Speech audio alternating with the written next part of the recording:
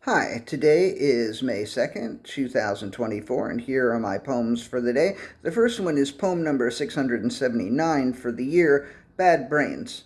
I don't know how often they change the mural on the wall at the southwest corner of Bleecker and Broadway, but I remember seeing Blondie there recently, and on Monday, Bad Brains, and I think I saw the Ramones there too. All three of those bands had played across the street at CBGB's multiple times back in the day, but of those three, Bad Brains are the only ones I saw at CB's.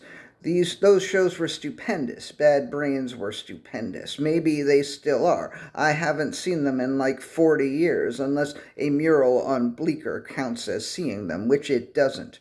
But it's a cool mural anyway. Poem number 680, David Hahn. I've got to thank Dave Hahn, who told me about Jan's band, The Ghosts, and about Screaming Mad George's band, The Mad, and he told me about the Bad Brains.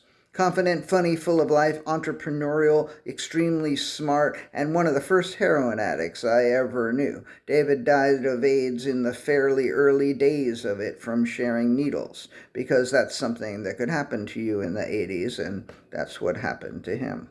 Poem number 681, Works. In Washington Square Park, there were always guys selling pot, which I never bought. I never bought any drugs in the park. It just didn't seem prudent. I also remember the guys who went around offering works for sale, syringes and needles, and I guess whatever else a junkie might need, except perhaps the junk. In the park, these guys would be like, works, works, works. At some point, they started saying clean works instead of just works, because that could be the difference between life and death for a junkie. But I wonder if the junkies were like, wait, the works you used to sell weren't clean? Then maybe a year later I would hear them say sealed works, which I guess meant the works were sealed inside of plastic bags. And I wonder if the junkies were like, okay, they're sealed, but did you clean them before you sealed them? It must have been tough being a junkie back then. Now probably they all use apps to get their fixes and their works. And plus, AIDS is no longer a death sentence, so maybe it's easier and somewhat safer. Maybe? Poem number 682, Another Crow. This morning, after the meditation, I was out and about much earlier than usual, and I heard a loud crow crowing. So loud that a woman walking a small dog seemed startled and stopped to search for the source of the sound for several seconds.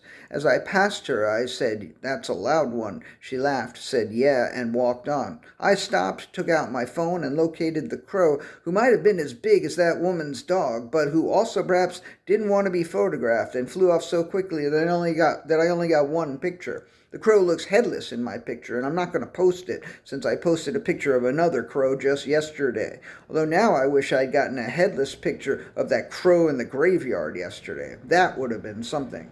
And the last poem of the day, poem number 683, Whoa. I don't know why I wasn't more startled or pissed off or frightened when the car made an illegal right on red. It could have easily hit me had I not happened to be moving pretty quickly. I jumped and said, "Whoa," not fuck or shit or motherfuck, just whoa. Had I been hit and sufficiently injured, I might have gotten enough to pay for the apartment I have my eye on. I guess I'll have to find another way. All right, that's it. Thank you. I appreciate you.